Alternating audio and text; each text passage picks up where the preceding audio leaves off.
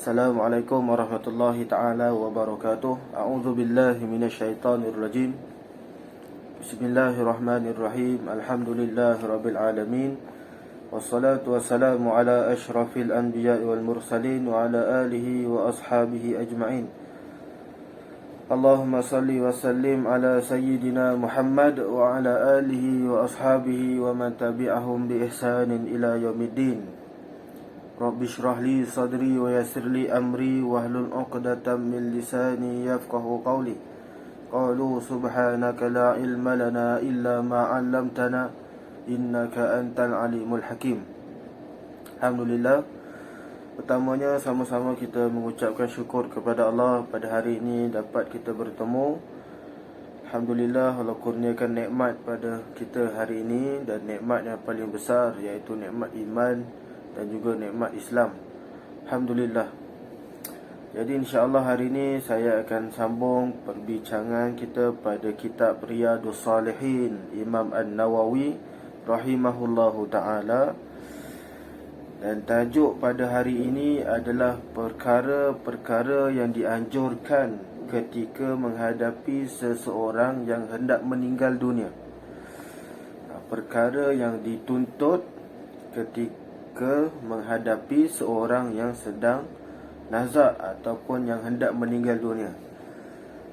Jadi apa benda ataupun perkara bagi kita yang menghadapi orang yang sedang meninggal ataupun yang sedang nazak? Kita yang masih sihat ni, apa yang kita kena buat? Takkan kita nak tengok je, takkan kita menangis je. Ada perkara-perkara yang dituntut dalam Islam untuk kita buat dalam masa yang sama. Okay, hari ini kita akan bacakan hadis-hadis daripada kitab Riyadhus Shalihin, insya-Allah. Hadis pertama, Imam Muslim meriwayatkan daripada Abu Sa'id Al-Khudri radhiyallahu taala anhu, beliau berkata, qala Rasulullah sallallahu alaihi wasallam, laqinu mautakum la ilaha illallah. Rasulullah sallallahu alaihi wasallam bersabda, bisikkanlah kepada orang yang hendak meninggal daripada kalangan kamu, iaitu la ilaha illallah, tiada Tuhan yang layak disembah melainkan Allah. Hadis riwayat Imam Muslim. Dan hadis yang seterusnya daripada Ummu Salamah radhiyallahu taala anha, beliau berkata, dakhala Rasulullah sallallahu alaihi wasallam ala Abi Salamah wa qad shaqqa basaruhu fa aghmada thumma qala inna ar-ruha idha qubida tabi'ahu al-basar fadajja nasun min ahlihi faqala la tad'u ala anfusikum illa bi khairin فَإِنَّ الْمَلَائِكَةَ يُؤَمِّنُونَ عَلَى مَا تَقُولُونَ ثُمَّ قَالَ اللَّهُمَّ اغْفِرْ لِأَبِي سَلَمَةَ وَارْفَعْ دَرَجَتَهُ فِي الْمَهْدِيِّينَ وَاخْلُفْهُ فِي عَقِبِهِ فِي الْغَابِرِينَ وَاغْفِرْ لَنَا وَلَهُ يَا رَبَّ الْعَالَمِينَ وَافْسَحْ لَهُ فِي قَبْرِهِ وَنَوِّرْ لَهُ فِيهِ. Rasulullah sallallahu alaihi wasallam telah bersabda, dan baginda masuk menemui Abu Salamah yang telah meninggal dunia dalam keadaan mata beliau terbuka. Lalu baginda memejamkannya. Kemudian baginda bersabda, sesungguhnya apabila roh dicabut, pandangan mata si mati akan mengikutinya. Lalu salah seorang anggota keluarganya menangis dan menjerit. Baginda pun bersabda, janganlah kalian mengucapkan sesuatu ke atas diri-diri kalian melainkan ucapan yang baik. Sesungguhnya para malaikat mengaminkan apa yang kalian ucapkan. Kemudian baginda bersabda, ya Allah, ampunilah Abu Salamah, tinggikanlah darjatnya dalam kalangan orang-orang yang mendapat petunjuk. Gantikanlah sepeninggalannya seseorang dalam kalangan ahli keluarganya yang masih hidup. Ampunilah dosa kami dan dosanya, wahai Tuhan sekalian alam. Luaskanlah kuburnya dan berilah cahaya kepadanya di dalamnya, yakni kuburnya. Hadis riwayat Imam Muslim. Jadi tuan-tuan yang dirahmati Allah, ada beberapa perkara yang dituntut untuk mereka yang masih hidup menghadapi orang yang sedang hendak meninggal dunia ataupun sedang nazak. Apakah itu perkara-perkara yang perlu kita buat? Seperti yang disebut dalam hadis Nabi tadi, Nabi kata, lakinu mautakum la ilaha illallah. Apabila pesakit telah sampai ke tahap nazak, ahli keluarganya pertama, sebelum itu ahli keluarganya sunat membaringkannya mengiring ke kanan dengan mukanya menghadap kiblat. Yang ini perkara pertama. Ahli keluarganya perlu buat apa? Perlu baringkan dia dan mengiringkannya ke sebelah kanan menghadap kiblat. Mukanya menghadap kiblat dan mengiring ke sebelah kanan. Jika susah untuk berbuat demikian, maka baringkanlah menelentang dengan mukanya ditinggikan sedikit supaya menghadap kiblat, dan dua kakinya sunat diarahkan ke kiblat. Ada dua cara. Satu, baringkan dia mengiring dan mukanya menghadap kiblat, mengiring belah kanan. Jika tak mampu, maka baringkan dia menelentang, kakinya melunjur ke arah kiblat dan kepalanya diangkatkan sedikit supaya diarahkan ke kiblat. Yang ini perkara pertama yang kita perlu buat semasa menghadapi orang yang sedang nazak. Satu. Kemudian Nabi sebut, lakinu mautakum la ilaha illallah. Maka sunat mengajarkannya kalimah syahadah. Sunat mengajarkan orang yang sedang nazak dengan kalimah syahadah la ilaha illallah dengan cara lembut dan tidak mendesak. Dengan secara lembut dan tidak mendesak. Jangan marah-marah, jangan paksa dia. Dengan tenang kita sebut la ilaha illallah. Jangan jerit-jerit. Dan hendaklah disebut kalimah itu berulang-ulang ke telinganya. Berulang-ulang ke telinganya. Ini berdasarkan hadis Nabi SAW. Nabi suruh buat apa?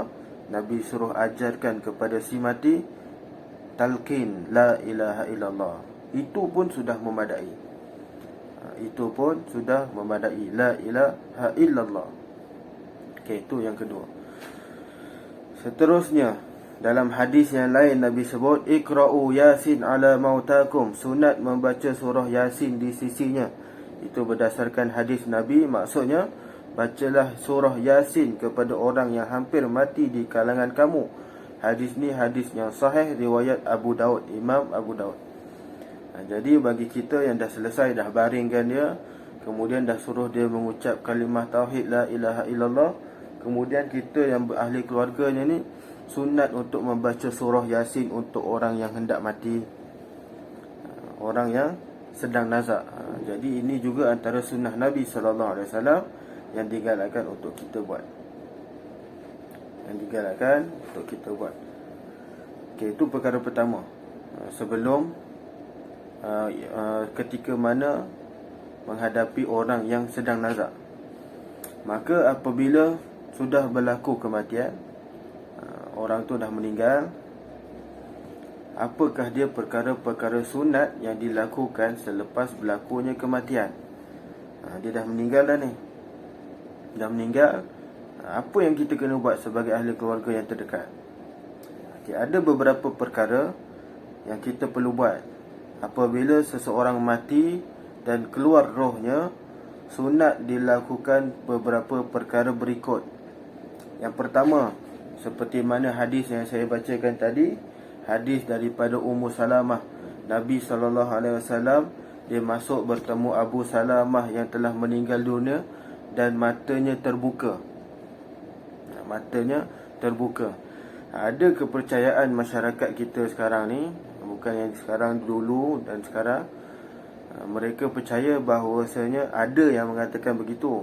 Dia kata apa? Orang yang mati matanya terbuka, itu bermakna ada sesuatu yang dia tak dapat. Maksudnya dia mengidam. Ada sesuatu perkara yang dia tak dapat masa dia hidup. Sebab itu matanya terbuka. Yang itu hanyalah kepercayaan, tiada bukti dan dalil yang sahih. Habis ni Abu Salamah mati dalam keadaan matanya terbuka. Nabi tak kata pun ini Abu Salamah mesti mengidam sesuatu ni. Tak, Nabi tak kata begitu. Apa yang Nabi buat? Nabi buat waqad syaqqa basaruhu fa'aqmadah. Kemudian Nabi datang jumpa Abu Salamah. Nabi tengok Abu Salamah terbuka matanya, maka Nabi pun tutup matanya. Dan Nabi pun berkata, sesungguhnya apabila roh dicabut, pandangan mata seseorang itu pasti akan mengikut rohnya itu. Ini memang biasa. Manusia bila mati, bila meninggal, rohnya dicabut, pandangan matanya akan mengikut roh itu pergi. Dia akan pandang ke atas. Itu biasa. Memang itu yang berlaku. Jadi bukannya sebab dia kempunan ke apa ke, tak ada. Tak ada sebab dia kempunan, sebab tu terbuka matanya, bukan. Jadi Nabi kata bila tengok si mati terbuka matanya, maka hendaklah tutup matanya dengan lembut. Itu perkara pertama yang kita buat. Tutup matanya. Kemudian antara perkara yang kita perlu buat untuk apabila berlakunya kematian, yang kedua adalah melembutkan sendi kedua belah tangan dan kakinya serta anggota yang lain dengan senaman ringan. Kita lembutkan sendi dia. Kita goyang, kita buka, gerakkan sikit, lembutkan sendi tangan dan kaki serta anggota yang lain dengan senaman-senaman ringan. Supaya apa? Supaya mudah untuk dimandikan jenazah sebentar lagi. Selepas daripada itu, supaya mudah. Sebab tu kita kena renggangkan. Kita buat regangan. Senaman ringan itu disebut. Siapa yang perlu buat? Orang yang hidup, orang yang ada sebelah si mati ni. Bukan si mati tu gerakkan sendiri. Itu nak buat macam mana? Dia dah mati. Yang hidup sebelah dia ni yang tolong gerakkan. Gerakkan tangan, sendi dan kaki dia. Itu yang kedua. Yang ketiga, meletakkan sesuatu yang berat di atas perutnya supaya tidak kembung yang boleh mencemarkan pandangan, dan sunat ditutup seluruh anggotanya dengan kain nipis. Yang ketiga, bila berlakunya kematian, apa yang perlu kita buat? Kita perlu letak sesuatu benda yang berat di atas perut. Perut si mati, bukan perut yang hidup. Perut si mati. Letak sesuatu yang berat di atas perut si mati dan tutup dengan kain. Contoh benda yang berat tu apa? Biasanya masyarakat Melayu kita, dia akan ambil gunting.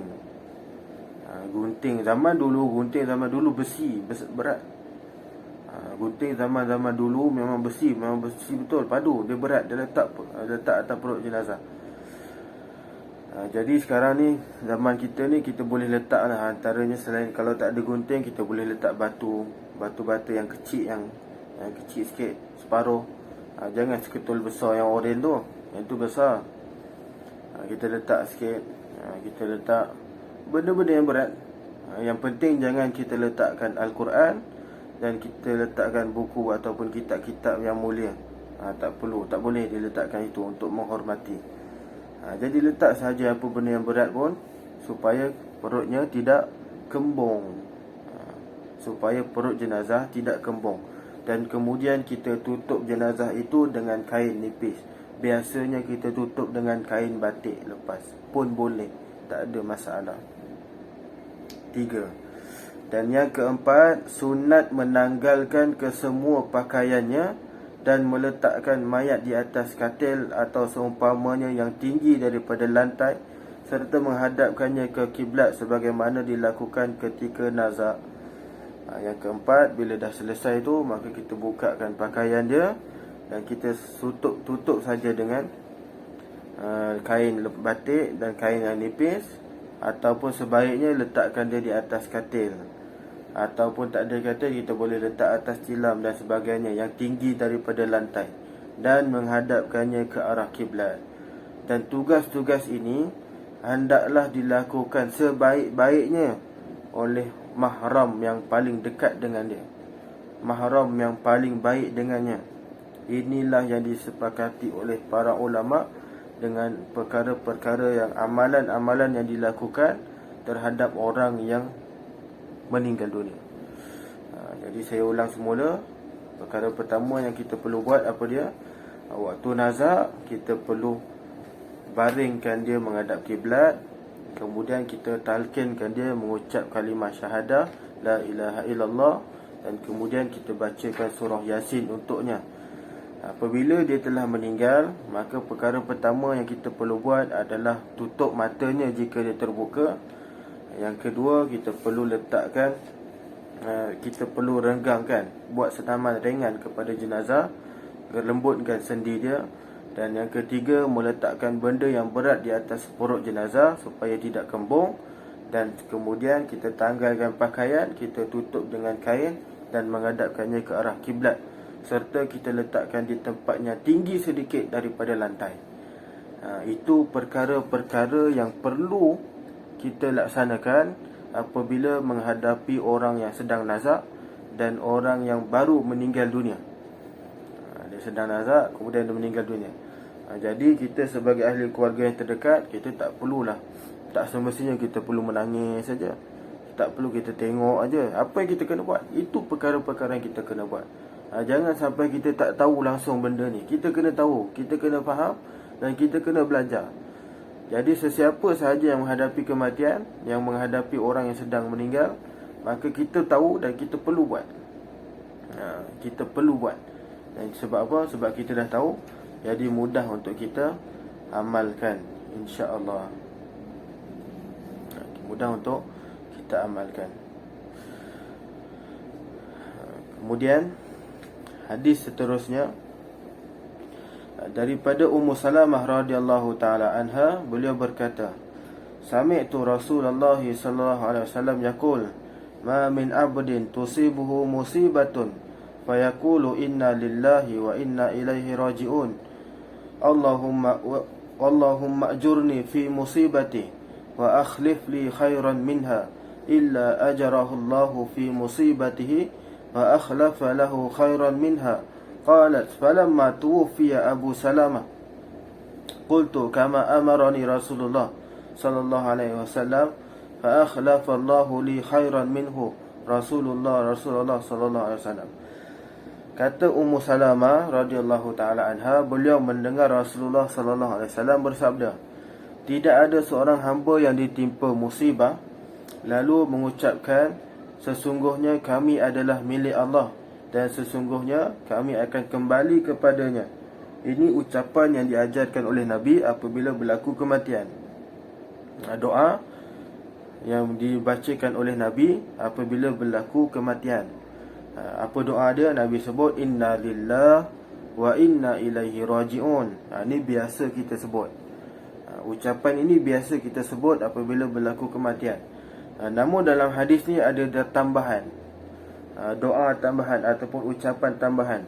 Ketika itu Ummu Salamah, Nabi doakan kepada Ummu Salamah, Nabi doakan apa? Allahumma ajurni fi musibati wa akhlif li khairan minha illa ajarahu Allahu fi musibatihi wa akhlafa lahu khairan minha. Ketika mana Nabi tengok Abu Salamah meninggal, maka Nabi pun mengucapkan inna lillahi wa inna ilaihi raji'un. Kemudian Nabi sebut Allahumma ajurni fi musibati wa akhlif li khairan minha illa ajarahu Allahu fi musibatihi wa akhlafa lahu khairan minha.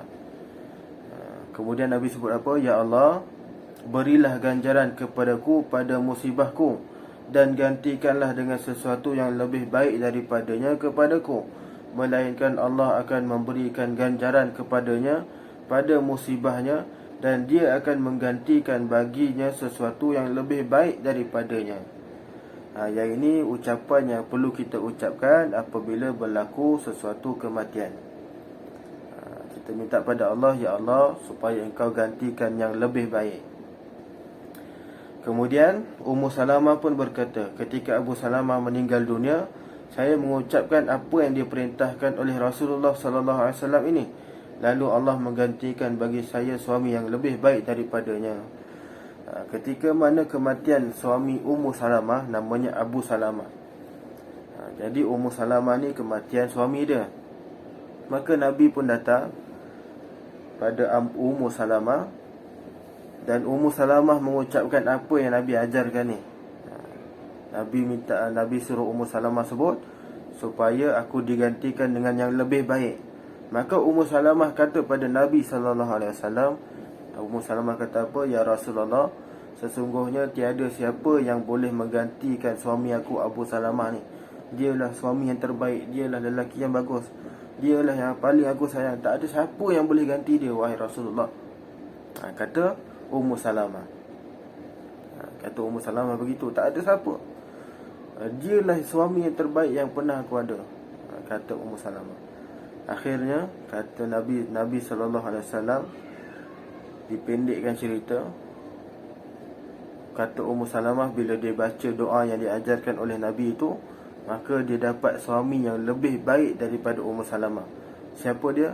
Iaitu Rasulullah SAW. Maka Rasulullah pun berkahwin dengan Ummu Salamah, dan mana pada waktu itu umur Ummu Salamah dalam satu riwayat mengatakan umurnya lebih kurang 60 tahun ke atas. 60 lebih umur dia, dah tua dah. Dah tua dah Ummu Salamah ni. Tapi Nabi tetap berkahwin dengan Ummu Salamah. Sebab Ummu Salamah doa supaya dapat ganti yang lebih baik daripada Abu Salamah.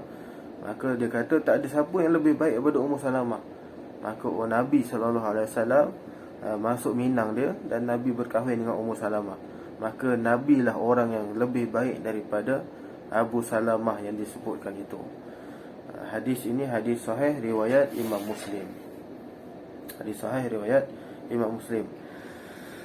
Hadis seterusnya daripada Abu Hurairah radhiyallahu taala anhu, anna Rasulullah sallallahu alaihi wasallam qala, yaqulu Allah taala, ma li 'abdil mu'min indi jazaa'un idza qabattu safiyahu min ahli dunya thumma ihtasabahu illa al-jannah. Bahawa Rasulullah sallallahu alaihi wasallam bersabda, Allah Ta'ala berfirman, tidak ada balasan di sisiku bagi seorang hamba-Ku yang beriman apabila aku mematikan buah hatinya, yakni keluarganya, daripada kalangan penduduk dunia, kemudian dia mengharapkan ganjaran daripada Allah, yakni daripada-Ku, melainkan syurga aku akan bagi pada dia. Jadi hadis ni hadis riwayat sahih riwayat Imam Bukhari. Nak kata apa?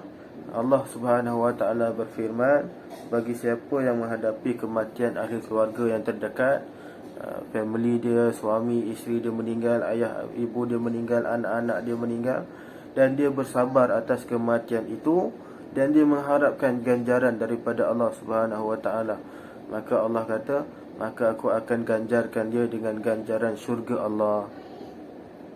Siapa yang bersabar atas kematian, Allah akan ganjarkan dia dengan ganjaran syurga Allah, kata Nabi SAW dalam satu hadis qudsi.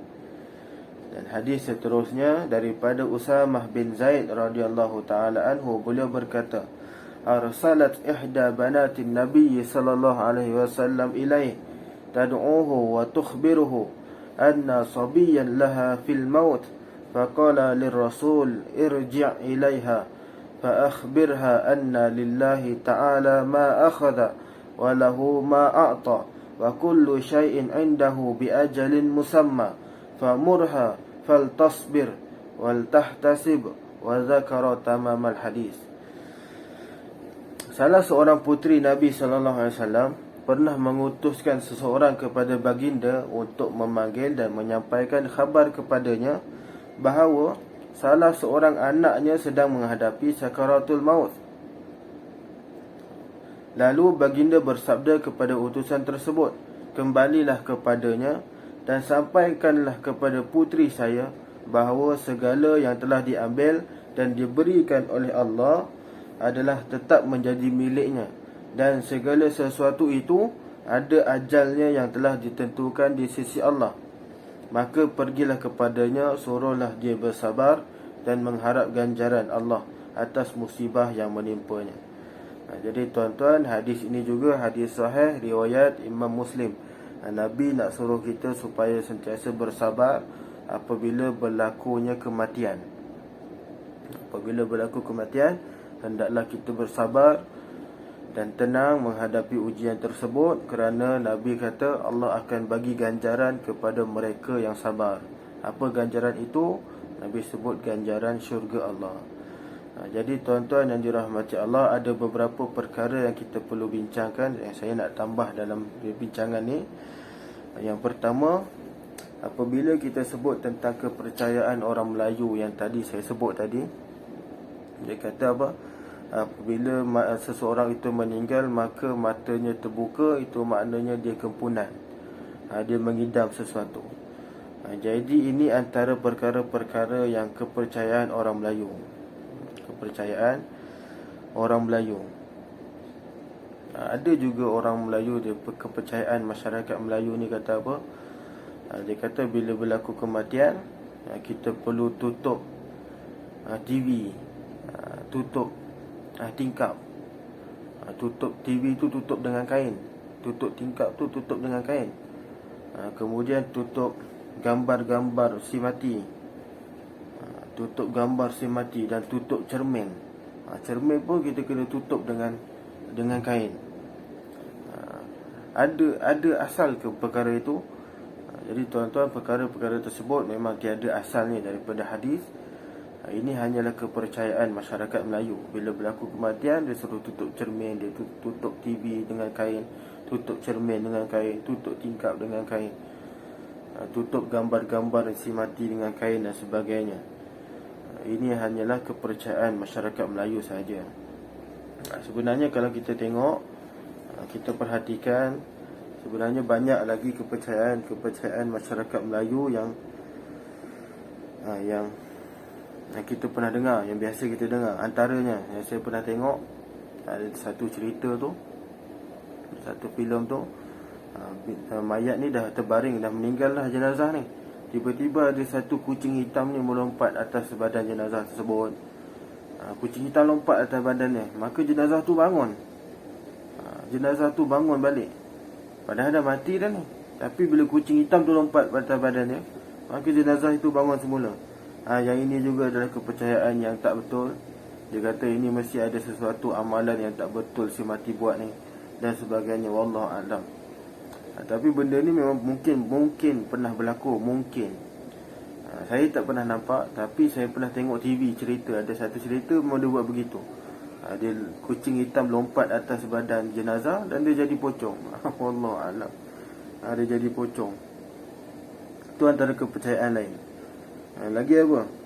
Antara kepercayaan masyarakat Melayu yang lain, dia buat apa? Dia tak nak alih katil si mati. Tak nak alih katil. Bila dia dah meninggal, dia baring atas katil tu.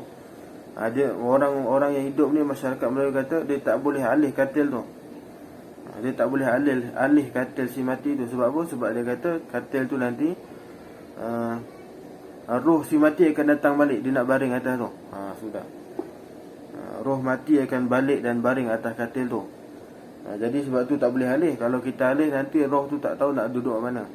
Dia cari-cari katil dia. Wallahu a'lam. Dia tak tahulah kepercayaan masyarakat Melayu. Yang ini memang sangat mengarut dan tak ada asasnya dalam hadis dan juga sunnah Nabi sallallahu alaihi wasallam. Nabi tak pernah sebut pun benda begitu. Katalah kalau dah katil tu memang duduk tengah jalan. Katil tu memang dah duduk tengah jalan. Dah orang kita dah letak masa dia meninggal tu, kita letak tengah jalan. Takkan kita tak nak alihkan je. Tak ada masalah. Tak ada kata pun roh balik nak baring atas katil tu, tak ada. Itu tak ada asas daripada hadis. Boleh je nak alihkan katil, nak alihkan tilam si mati tersebut, tak ada masalah. Tak ada masalah. Lagi apa? Kita pernah dengar kata masyarakat Melayu, bila gagak bunyi atas bumbung, itu makna tanda ada orang nak mati. Bila gagak bunyi atas bumbung, itu bermakna ada tanda-tanda orang nak meninggal dunia. Wallahu a'lam. Mungkin boleh jadi kebetulan orang zaman dulu, bila gagak bunyi je ada orang meninggal. Kebetulan, boleh jadi. Boleh jadi kebetulan. Maka bila berlaku kebetulan itu, maka dia pun kata ini gagak bunyi ni mesti ada orang nak meninggal. Kebetulan. Seterusnya apa? Ada juga yang kata ambil tanah kubur sedikit untuk berkat. Kan bila dah tanam, dah pergi pengebumian jenazah, maka masyarakat Melayu punya kepercayaan, dia kata ambil sikit tanah kubur tu dan kita simpan. Boleh jadi ada keberkatan pada tanah kubur tu. Tuan-tuan, tak ada asas pun daripada hadis perkara tersebut. Dan tak perlu pun nak ambil tanah kubur nak simpan ada berkat, tak ada apa pun. Tanah kubur itu tidak boleh memberikan sesuatu manfaat untuk manusia. Hanya Allah yang boleh memberi manfaat kepada manusia. Yang ini antara kepercayaan masyarakat Melayu. Dan banyak lagi contoh-contoh lain yang saya pernah dengar, yang saya pernah tengok. Contohnya berkenaan dengan minyak dagu. Dia kata kalau nak buatkan orang itu suka pada kita, kita kena buat minyak dagu. Nak buat minyak dagu tu macam mana? Kena bakar dagu yang orang baru si mati. Ya Allah, itu contoh-contohnya masyarakat Melayu percaya ni. Masyarakat Melayu percaya. Ada juga yang nak jadi kaya. Nak jadi kaya dia kena pergi puja kubur. Minta pada orang yang telah mati, puja kubur. Puja kubur. Dia pergi duduk kat kubur, dia minta nombor ekor, dia nak jadi kaya. Ada juga yang kena cabut tali kafan dan diikat pada pinggang dia. Masya Allah, ini antara kepercayaan dan amalan-amalan yang jauh terpesong daripada ajaran Islam. Nabi tak pernah suruh pun kita bakar dagu mayat si mati untuk jadikan minyak dagu dan sebagainya. Nabi tak pernah suruh pun minta nombor ekor dekat kubur. Nabi tak pernah suruh pun minta ambil tali kafan tu untuk kita gunakan sebagai tangkal dan sebagainya. Tak ada. Memang tak ada dalam hadis Nabi SAW. Jadi tuan-tuan yang dirahmati Allah, sekadar itu saja saya boleh kongsikan pada hari ini. InsyaAllah kita akan sambung lagi dengan tajuk yang lain seterusnya selepas daripada ni. Segala yang baik datang daripada Allah, segala yang kurang, yang lemah datang pada saya sendiri. Aqulu qawli hadza wa astaghfirullahal azim li wa lakum. Wabillahi taufiq wal hidayah. Wassalamualaikum warahmatullahi wabarakatuh.